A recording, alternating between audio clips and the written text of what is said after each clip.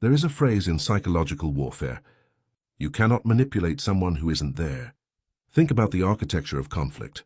Every argument needs a stage. Every drama needs an audience.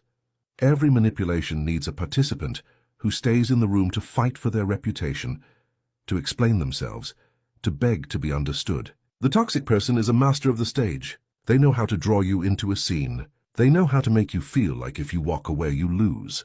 They whisper, "If you leave now, you're proving me right." They rely on your fear of being misunderstood. The lone wolf, however, has a superpower that looks like rudeness to the uninitiated.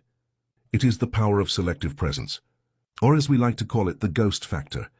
The lone wolf has a high walk-away capacity. They are not anchored to the room by ego. They are not chained to the conversation by the need to win. They have a very simple internal threshold. Is this productive? Is this safe? Is this worth my time? If the answer is no, they do not hesitate. They leave. Let's look at the mechanics of this. When a toxic person starts to escalate, maybe they are raising their voice. Maybe they are employing circular arguments to confuse you. Maybe they are trying to bait you into losing your temper. The lone wolf doesn't engage. They don't try to reason with the unreasonable. They don't try to prove the facts to someone who doesn't care about facts. They simply say, "I'm done with this conversation." And they exit. No emotional explosion, just absence. This is devastating to the toxic psyche. Why? Because the toxic person was prepared for a war. They rehearsed their lines. They imagined you crying or yelling or begging. They wanted the audience to see them as the victim and you as the villain. But if you're not there, the show is cancelled. The energy they built up has nowhere to go. It turns back on them, it festers. They are left standing alone in the room, holding the script with no one to perform for.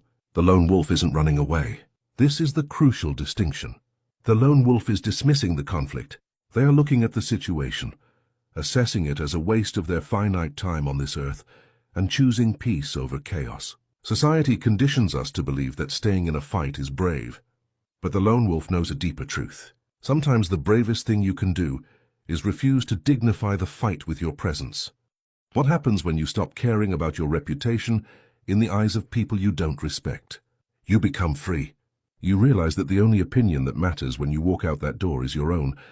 And you realize that the feeling of walking away from a burning building is not defeat. It is relief.